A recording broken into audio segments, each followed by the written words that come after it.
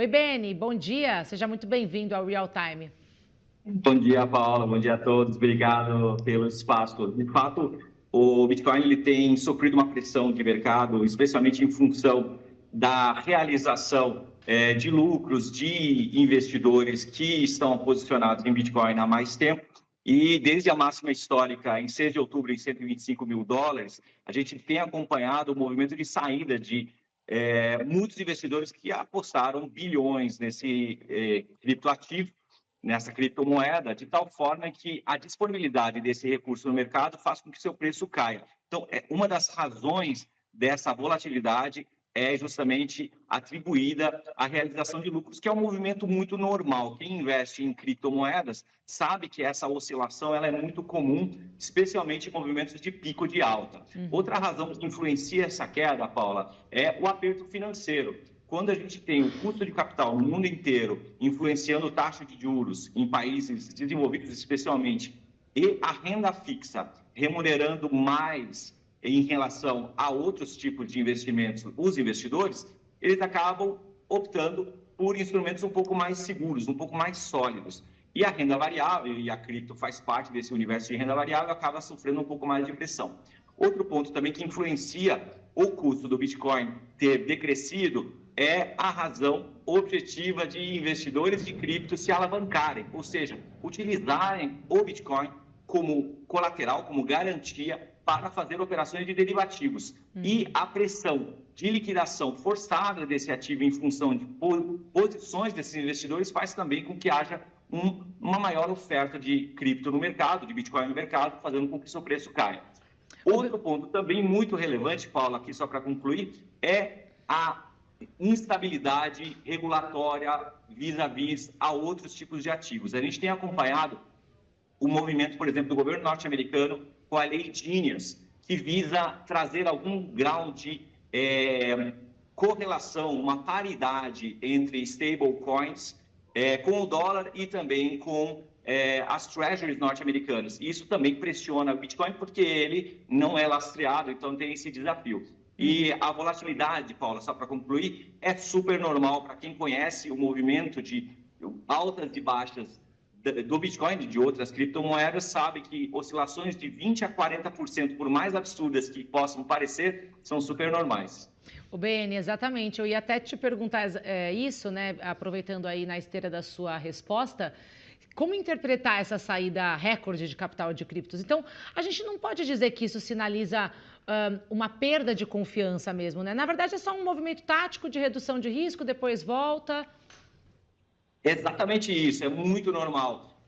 Em todos os tipos de ativos do mercado regulado e não regulado, a gente percebe esse tipo de movimento. Os investidores buscam aquela máxima de vender na alta e comprar na baixa. Então, esse movimento de entrada e saída é super comum e pelo fato do Bitcoin possuir um universo finito de 21 milhões de unidades, ele gera um senso de escassez. Então, ele acaba sofrendo essa maior volatilidade com a entrada e saída de investidores em bloco. Quando a gente tem um pico de alta em 125 mil dólares, que aconteceu em outubro, e uma vontade grande de investidores que carregavam esse ativo por mais tempo de realizar lucros, a gente tem uma maior oferta, consequentemente, uma queda do valor. Mas, apesar dele ter batido a casa dos 84 mil dólares recentemente, a gente percebe um movimento de recuperação gradativa que deve fazer parte do movimento tradicional histórico de alta do Bitcoin. Ô, Beni, a gente pode dizer também que essa correção do Bitcoin, que está ligada ao repricing, né, das expectativas de juros nos Estados Unidos. E quanto, na sua opinião, esse cenário de política monetária ainda é determinante também para o universo das criptos e, particularmente, aí, como nós estamos falando, do Bitcoin? Legal, é uma excelente pergunta. A gente percebe uma correlação direta na decisão dos investidores quanto à alocação em Bitcoin quando você tem outros tipos de ativos com menor atratividade. O que a gente tem percebido, entretanto, é que apesar dessa saída histórica de grandes investidores e da realização de lucros, há também um movimento contínuo, perene, de grandes grupos de investidores alocando gradativamente grandes reservas em Bitcoin. Ontem, Larry Fink, o CEO da BlackRock, anunciou, aliás, ele reforçou a posição da BlackRock de grandes fundos em alocações contínuas em BTC. Isso reforça a visão de que, mesmo com taxas de juros altas nos Estados Unidos e em diversos outros países, sem uma sinalização clara de queda, apesar do Fed estar sinalizando uma eventual queda agora em breve, você tem a estratégia de longo prazo de grandes fundos, grandes grupos investidores olhando para o BTC como reserva de valor de longo prazo. Então, isso acaba também trazendo uma sinalização de que o Bitcoin, ele sim é um instrumento de crescimento de valor ao longo do tempo. Então, a estratégia de comprar e aguardar, buy and hold, ela faz muito sentido no BTC também. Naturalmente, a decisão guiada por vieses dos investidores faz com que eles saiam em momentos distintos por decisões muito pessoais. Mas, sim, a taxa de juros influencia a tomada de decisão por ativos que não estejam atrelados à economia real, com maior risco de volatilidade, e isso se mostrou muito verdadeiro durante o ano de 2025.